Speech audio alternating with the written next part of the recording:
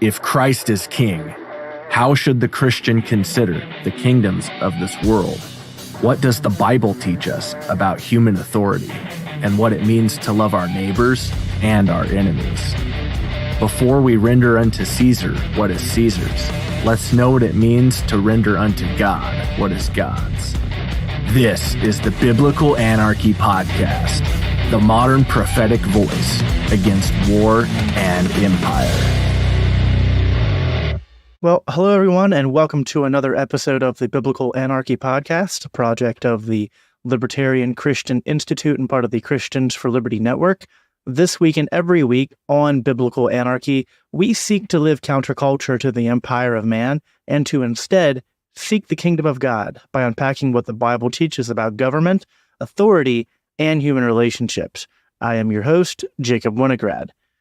For today's episode, I'm going to present to you a clip from a recent live stream that I did with esteemed economist and libertarian theorist Bob Murphy. For those of you who might not be familiar with Bob Murphy, let me give you a brief introduction. Also, before I get into it, please make sure that you are subscribed, give this video a thumbs up, or if you are on Apple or Spotify, please leave a 5-star review, a written review if you can. That helps us out a lot and helps this message reach more people. So Bob Murphy is a senior fellow at the Mises Institute. He's also author of several books, including Choice, Cooperation, Enterprise, and Human Action, which is an accessible introduction into Ludwig von Mises and sort of the Austrian school and sort of Mises's economic theories. He's also written the book, or kind of like pamphlet, Chaos Theory, which is 2 essays on market anarchy and private law, then the private production of defense.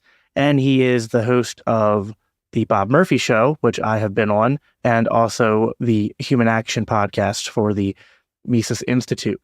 So I had Bob on and we had like a 2-hour live stream. So I'm only going to be sharing with you a small section from that. If you want to then listen to the entire conversation, the link for that will be in the description.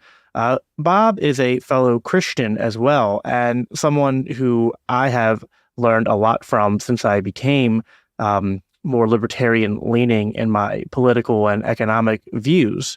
As I often talk about on this show, I lead with my Christianity, and I often am making the case for peace and cooperation and things that libertarians value from the biblical worldview.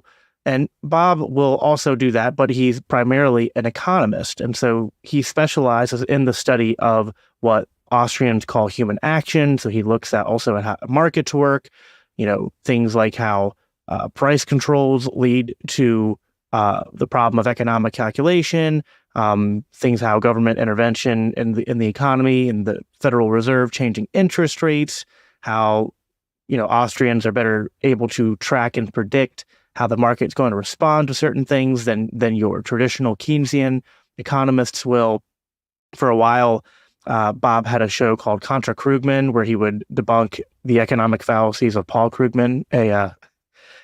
So Bob, I had on the show to have a conversation about the criticisms that conservatives make about libertarians. And this was sort of off the heels of the debates that Dave Smith and I have done against Andrew Wilson and a lot of the Christian populists, Christian nationalists. And, they tend to think that the problem with libertarianism is that unless you have a central power, that not only will you have things like degeneracy, because libertarianism would say that if it's not aggression, that we can't use force to stop it, but also they would have a concern that without a central power to sort of break up monopolies and the corruption of private institutions, that this leads to not only social and cultural decay and degeneracy, but that it's going to lead to these private institutions getting so much power that they essentially become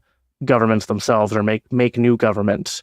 And so this gets into a lot of libertarian theory in the entire 2-hour conversation we have, which I haven't done too many episodes about on my podcast, on the Biblical Anarchy podcast. I'd like to do more. The the school of Austrian thought and sort of the critique of anarcho-capitalism and libertarianism, I often am arguing from a moral framework, from like a deontological framework. But then it's always fair to ask, well, okay, if we remove the state, how would things work? And Bob is one of those people who does a very good job at explaining how we can have governance and we can have law and we can have resolution of conflict and the upholding of property rights in a society that governs without the state. And so a lot of we get into is in the specifics of licensing, because that's one of the criticisms that came up in the debate between Andrew and Dave. And so we get into how licensing and sort of regulations of a sort could exist and be applied in a truly free market without state interference, and why this would not be subject to the criticisms that Andrew and others levy, and also why it would work better than a state licensing system. So I'm going to go ahead and let you listen to this clip, and I'll see you on the other side. For example, I'll just do this one anecdote. I know we got to keep moving through the material. My dad's friend was a purchasing manager for Kodak a long time ago, and he would go to Japan a lot, and he would just tell me about it. And he would say, "Hey, over there," I don't know if this is still true, but probably relatively true, that like the vending machines, you could just stick your hand in and take stuff. Like, whereas in the US they're designed so you know what I mean, you can't, like the way the metal flap goes. And because it would be unheard of. No one would do it. And he said the bikes weren't locked up. And I asked a guy, well, what happens if somebody took somebody's bike and started riding it away? And he said, well, a crowd would chase him down and beat him. He was just like mystified at the question. So I think with a lot of these things too, the kind of society where everybody is cool, like just takes it as a given that, oh yeah, if you got caught shoplifting, you're going to get 30 lashes in the public square. Or, if you disrespect your parents, you're in serious trouble legally and whatever. Or, you're a young woman who's sleeping around and you're not married. That's, you go to spend the night in jail or whatever, making stuff up. The kind of society that's like that, there's probably, if those weren't technically illegal and there were just very strong social ostracism mechanisms, that would probably be pretty effective too. You get what I mean? So it's I think there's that interplay that you got to kind of keep the culture constant and then just add or take away the government enforcement. And that's really the issue. Like the reason that stuff is legal here is because people are okay with it. And that's why it's happening. It's not merely they legalize it and the floodgates open. Right. And it's also kind of like a matter of trade-offs and going like, well, if you have a government that's that strong and powerful to just really easily crack down on those things, what's the, like in the same way he's going to criticize the private institutions and why won't they do this? It's like, okay, well, what's your solution for stopping the government that has the totalitarian power to perfectly stop all this degeneracy from just like, okay, now we're going to, tax you at 40% and we're going to, shut churches down and whatnot. It's like, it's nice to kind of just perfectly conceive that, oh, the government will just, only do the stuff we like, but then you can just go, all right, in my system, the private institutions just only do the stuff I like. It's like, that's not in either case, we don't, it's like, you can do that, or you can engage, and I think what's a better faith debate in terms of like, well, what are the incentives and what are the trade-offs of both of these systems, and let's play those out over the long run and keep the culture constant. Because obviously, like, I think you would agree, you can imagine a rather large government, but with a very moral people, that might be better to live in than in a society where maybe there's not much government, but it's like a really evil, people. So like, we're not saying that small government always just leads to the best outcomes, but it's always compared to what. Right. Like the the example I would use is that in Canada, they have a very big government, but the people there are very, on average, friendly and amicable and so on. And so it doesn't feel as oppressive. But one time we were taking a family trip, through Niagara Falls, and the customs agent we got, had the Canadian system. A guy was from like the Bronx or something. Like he was clearly American. And I was like, ooh, that's the worst combination. That, in other words, it can work where you have limited government and then people who can be kind of gruff because they're okay, fine. Or you can have, really oppressive government, but the people administering it are very friendly and chipper and helpful. But what doesn't work is when you get the real gruff person who doesn't care whether, you have a nice day or not, and he's got all this power to ruin your family trip if he wants to. Sorry, I forgot to have my mouse ready to unmute. I think that makes perfect sense. So kind of alluded to this already, but we're going to expand on this a bit. Andrew Dave's kind of saying, well, the government causes all these issues because of lobbying, because power becomes for sale, and then people, lobby to the government to pick winners and losers, and this creates this, negative centralization of power that works against sort of the things that we would value as Christians. But Andrew's objection was that private institutions are just as susceptible to this, both logically and historically. The idea of the question he asked Dave was like, should transgenderism should trans surgeries be allowed? And Dave was like, obviously, for children, no. For adults, well, I guess kind of yes, but like a doctor should lose their license. And then Andrew like, well, but it's voluntary. He's like, well, a license could be, a licensing board could be voluntary. Yeah. And then Andrew's like, well, how do you know though? Like, if you can lobby the government license system to go a certain way, why can't that go bad in the private sector as well? Because he kind of said the AMA basically started out as like a private entity. So what would your response be to that? I know we kind of touched on that briefly already, that like, well, yeah, it can go bad, but like, what are the arguments for why we could, have at least some confidence to go, well, it doesn't necessarily have to go bad in the same way that we know it goes bad in the statist paradigm? Sure. So yeah, obviously we could go a whole episode just on this one topic. So I'll just try to be brief. I mean, everything you said and what, Dave's rebuttals were, I think is correct. I agree with.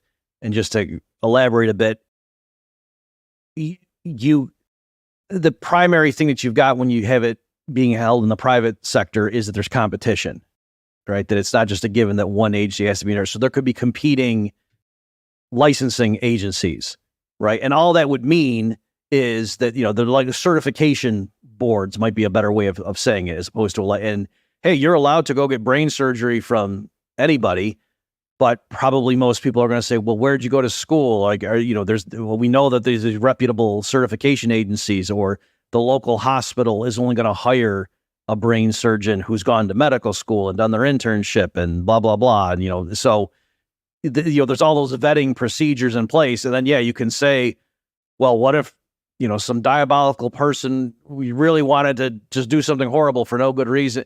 Okay. And then that certification board would have that mark against them, and, they would quickly lose favor with the public, and people would realize, no, those people vouch for doctors that are quacks. So the fact that you're certified by them means nothing to me now, because I've just, read 3 high profile cases in the newspapers about you guys signing off on somebody who was a butcher. Okay. So there's that. Whereas right now, if the AMA, I should say that if the state licensing board that, in conjunction with the AMA and whatever, if they're giving somebody their license and the guy shouldn't have his license, what are you going to do? You can't just switch over. It's illegal for someone who's not licensed to practice medicine. So it's not like you can take your business elsewhere. You're not allowed to. And then you can say, oh, but surely they're going to get in trouble. What, when you go vote for governor, your vote's going to depend on that. And what if the 2 candidates agree on the license? You know what I mean? So there's a lot less options, or a lot fewer options you have, right, as a consumer to react. Whereas again, if it's a decentralized, and that's the thing too, is that the state right now bundles all these different questions into like a few discrete choices that you have as a voter. Well, and then it's also forced on it's the same rules apply everywhere. Whereas in a decentralized system, sure, maybe there's some areas of society where that is how it works, but then there can at least be some areas where that's not how it works, right? As opposed to a one size solution for all. And then, then you can even work to try to change things in other parts of society. you wouldn't say, okay, we're going to raise an army and go invade and conquer them and change it that way, but you would try to, use market mechanisms of,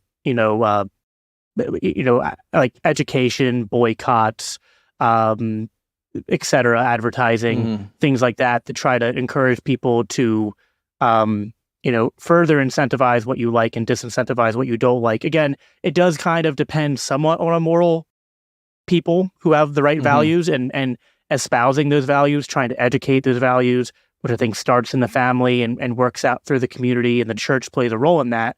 So like, and you have to do that no matter what. It's just like, is the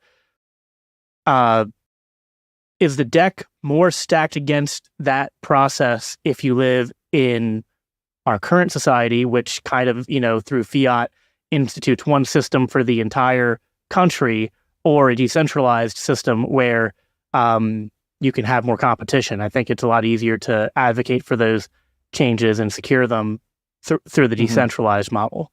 And I think just, having worked in the private sector for, organizations of varying sizes, I think it's true that like even a giant company, like I worked at Kodak as a summer job, and and I would hear stories that like, oh yeah, back in the the early '80s when we were so dominant and ran Rochester, the city, there was all kinds of stuff. Like guys would go out drinking at lunchtime, but then when the Japanese started competing, like we really had to get serious. You know what I mean? So there's things like that too, where it's the threat of competition that makes the the internal company do things that like they weren't probably behaving the way I would have taught to my Econ 201 students before. But there ultimately was that check that, if you guys are too lazy and too complacent, you're going to lose market share. And, so eventually the shareholders are going to bring a different CEO to get serious and start cracking down and, that kind of stuff. Yeah, no, that makes sense. So related to this, they then started talking more about like history and sort of the role of NGOs and the private influence on sort of growing the sort of government that we have today. Because that was like Andrew's response to that. Like, he was like, well, the private institutions lobbied the government and grew the government the way it is. And so private institutions are, part of the problem, maybe a source of the problem. And so he's kind of making the argument that you hear, surprisingly, a lot of normies make, because it's what they're taught in school, is like, well, we need a balance, right? Like if you have a total free market, that's bad because businesses can run amok. And if you have a total government control, well, that's a problem. And so they kind of make the checks and balances argument, right? Where it's like, well, you need, somewhat of some power in the market and some power in government, and they kind of clash and round each other out so that neither one can dominate the other. And so he's kind of in favor of antitrust and things like that. That kind of carried over from the end of their first debate into then their second conversation. So what are your thoughts on that? And also kind of like in terms of the history, which I know maybe is not your primary field of expertise. I'm sure some of they were talking about like Carnegie and Rockefeller and all that, and like they were like, well, it was these industrialists who started lobbying for more regulation and more control in government in the economy, and they like we bring these things up to go like, well, look, this is the problem with government. They lobby power to pick winners and losers. But then he was like, well, but that's the problem with, you're always going to have some kind of governing force, and they're just always going to, rich industrialists will always lobby it to go their way. So, what are your thoughts on that? I mean, big picture, I'm agreeing with you that I think with that countervailing power stuff, that's a bit like saying, oh, Luke and Leia and Han Solo should have built a Death Star to contain the Emperor and Darth Vader. And it's like, no, that if there's going to be a Death Star, the Emperor is going to be in charge of it. Like that's silly. So, that it's given that there's these giant corporations and, a few rich people that are behind them and running them, the last thing in the world you want to do is to create a more powerful state, because they are going to hijack that and they are going to use it against, the people. That's going to happen. Now, depending on the culture and the mores and the whatever, the politics, maybe that looks different in different societies or whatever, but in the long run, no, it's the average person without much influence or whatever is not going to be helped by a powerful machinery of state. That's just extremely naive to think that's what the outcome's going to be. And so, I would say that. The other thing too, I meant to say earlier and I forgot, there's a qualitative difference. It's not just decentralization and competition, like with, the AMA working in league with state medical licensing boards versus private certification.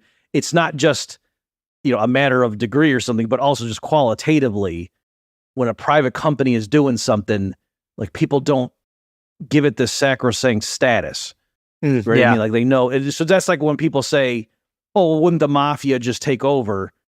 I mean, I don't think so. And I can give you all the reasons why. But beyond that, one of the reasons they wouldn't is because everyone would just know it's the those are mafia. criminals. You know what I mean? Like, maybe we're paying the protection money because we don't want to get, whacked. But we understand we're being robbed. Whereas, even though libertarian, like I like to say taxation is theft, but I'm saying that to try to change people's minds, to get them to think about it, because most people do not think it is theft, at least not in the same way that, Tony Soprano is stealing from the local business owner that he's getting protection money from. Yeah, I mean, isn't there also just like it's hard for me to imagine, and I guess I know there's probably examples of private institutions kind of printing their own monies and things like that, but like again, in the same way that people would sort of like with the government, when the government prints currency, they're like, oh, this is the currency, we have to use it. If like McDonald's printed, McDollars, right? Like maybe they would have some value, right? And people might collect them, but they wouldn't be like, well, I have to only use McDollars now, right? Like it's just, there wouldn't be that inherent belief that this is the only currency we're allowed to use, or not, and that there can't be a competition there. And same with the other things that differentiate government from business. I mean, with government, if the government is providing a service, it's generally not allowing a competition. And so people are just like, well, I have to use this service. Whereas with businesses, like even there's not a lot of options in an area, like, you can still typically opt out of something. Like people don't inherently go like, well, maybe there's only like one fast food joint in my area. It's like, well, I don't have to go there. Right. Like I'm not, it's not, even if they're like geographic limitations, it's not like, well, gosh, I guess we're having McDonald's every day the rest of our life now for dinner. Right. And even just to extend that, like a point I like to make on this stuff is to say that, it's the lack of competition that enforces the bad service that, right now when the police clearly use excessive force, some lady's handcuffed on the ground, they're kicking her in the head or something, and people are catching on their phone. You will always see when that's making it around social media, people chiming in and saying, oh, you don't like the cops? Okay, well, next time someone's breaking into your house, what are you going to do? Call a plumber? Okay, but like you said, even if there's only one McDonald's, and if someone goes there and gets food poisoning, if he's complaining about, or, he posts a photo on Twitter showing, bugs crawling out of his Big Mac, people don't say, oh, well, I guess next time you're hungry, you're going to go eat something from the laundromat. They could say, hey, why'd they do that? You know what I mean? Because it's not this presumption that, well, if there's going to be food, it comes from the food company. Just like if there's going to be police services, it comes from the cops, Right, exactly. Yes, I think that's an important distinction. And sure, like you said earlier, maybe, because Andrew's other argument was sort of that, well, they can band together and form a government, even if you don't have one. It's like, okay, maybe, and you kind of conceded that earlier, like, maybe that kind of happens, but it doesn't then follow that, the best solution for that is to just beat them to the punch and form a government. Right. And, it's like, just because something might go, it's kind of like me saying, my engine might break, so therefore I'm going to, preemptively break it. Like, right. Or like Batman tries to kill Superman because he might turn evil, Right, exactly. It just doesn't, at that point, at the very least, I think what I said earlier follows, that it's the statist who's trying to be the utopian, not the libertarian. The libertarian's like, well, it might go wrong, but we're going to do our best to prevent it. Whereas the statists are like, well, it might go wrong, so we need to, force the right outcome at all times. And we just, I mean, like, I don't like, I think Andrew, I've heard him, not in that debate, but I've heard him say he understands and agrees mostly with Austrian economics. And I'm always puzzled, and I'm curious your thoughts, because I know working for the Mises Institute, you interact with some who are more on the paleocon side, who would agree with like Austrian economics, but aren't libertarians. I'm always a little bit, I I don't know, confused by that, because to me it's like if you understand the problem of economic calculation, then I don't know how you can reject central planning for the economy, but then just say, well, but you need it for law and government, and it wouldn't be subject to the same problems. Right. So I don't know what your thoughts are on that. It's always puzzled me. Yeah. So I think it's easier to see for like private defense, right? So in my pamphlet Chaos Theory, I explicitly used a calculation argument in the second essay of that, which was, private military defense. That once, cause it's hard just to conceptually like, well, how would that even work? How would you fund it? And so I said, oh, well, there could be insurance companies. And then, just like the insurance company might pay you or give you a discount if you install smoke alarms and, fire extinguishers, but also they use the premiums to, have a deal with the local fire department or whatever, that makes it likewise. They could use the premiums to fund, service to air missiles and blah, blah, blah. And there, like, once you see how it's conceivable, there could be market forces at play, then, the calculation argument is obvious. It just jumps right out at you once you can see it.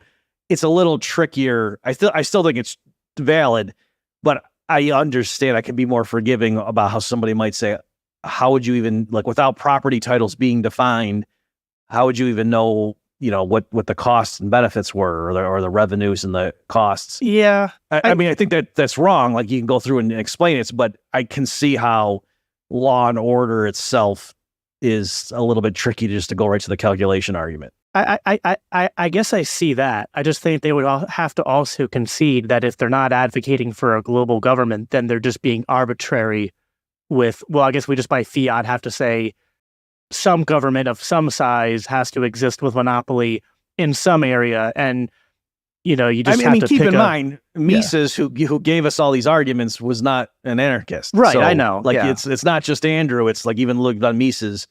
Quote, I know, didn't see it. What's his deal? Idiot. Yeah. No, I guess I don't want to look down on them and say they're idiots. I guess I just take the view that Rothbard and those came after Mises just took those ideas and developed them. And so I can understand, like, before people make advances in science, you don't fault the people who came before them for not. Okay. But it's like, now that we've made that development, there's some people who I think are really like, I remember going to a Mises Institute event and talking with Paul Gottfried, who I think is, incredibly intelligent, well-spoken. And I just, I just don't understand how people like him, as smart as they are, don't see that. Even if you can, have reason, but okay, how does this work? Can you at least concede that, like, there's a, like, maybe there's a problem with, well, how would this work without the state? But can you at least admit, well, there is a problem with the state, which is it has to overcome these issues of economic calculation, even if you think they're necessary. I think I can give you a plausible. So I'm not serious, like, speaking on behalf of Paul Gottfried specifically, but I think I can see that. So let me just be honest with you and the listeners. I was astonished, right? After the lockdowns were imposed, and, like, remember how there was a period there where you couldn't get toilet paper, and there was a really long period where you couldn't get, like, the Clorox wipes. Like, I had used those; that was my go-to thing, and, like, you just couldn't get it. And I don't mean like for 8 weeks; I mean for like a year. The Clorox wipes were just not available. I was like, what? So that really shook me in terms of what I thought private business could do based on changed characteristics. I was surprised, and I know there's all kinds of government. I get it, but I'm still saying, given what happened, I'm just being honest. I was surprised at how long it took them to retool and to, get toilet paper production back up and blah, blah, blah. Right. And so now, don't get me wrong. I was also amazed at how horrible the government was. Like, in other words, I was naive on both fronts. Like, wow, private business isn't as good as I thought, and government's also worse than I thought. Yeah. And so it still doesn't, hurt my faith in libertarianism or whatever you want to call it. But I am just saying, I think there could be, like, wizened, guys on the right who've seen a lot of stuff and whatever, and know the nature of man, and just, like, read some tenured college academic writing up his thing about, and the most profitable outcome would be this. Like, if they listen to, like, a Brian Kaplan and just thinking, you don't know anything about the world, man. Like, it would not go that way. I guess that, that reaffirms what I've always said, which is the biggest argument against libertarianism is libertarians. But There's a similar thing with Christianity. Well, yeah, unfortunately. Although the same argument holds to both, which is like, you know what? Like, what am I going to call myself? Jesus and I don't like, I don't like the association with bad libertarians or bad Christians, but that just means all the more that the good, well-read libertarians and good, well-read Christians need to do a better job of, I don't know, all seven of you cleaning our rooms. Yeah. Notice I didn't say us. I said you. Right. See, Yeah. Being humble. All right. Well, that is all I have for you today. I hope you found this enlightening. Again, Bob's insights, I think, highlight the potential for market-based solutions to address these complex societal problems that always exist in society, whether we have a state or not. We're never going to have utopia, but we're just trying to find what system of organization and what sort of moral norms for governance are going to give us the best outcomes, and also, as I always argue, what is most in keeping with Christian ethics and biblical principles. So thank you for joining us on this episode of the Biblical Anarchy podcast. Remember to like, share, and subscribe, and stay tuned for more discussions where we explore the intersections of faith, freedom, and society. Until next time, seek the kingdom of God, live counterculture to the empire of man, live at peace, live for Christ. God bless. The Biblical Anarchy podcast is a part of the Christians for Liberty Network, a project of the Libertarian Christian Institute. If you love this podcast, it helps us reach more with a message of freedom when you rate and review us on your favorite podcast apps and share with others. If you want to support the production of the Biblical Anarchy podcast, please consider donating to the Libertarian Christian Institute at biblicalanarchypodcast.com, where you can also sign up to receive special announcements and resources related to biblical anarchy. Thanks for tuning in.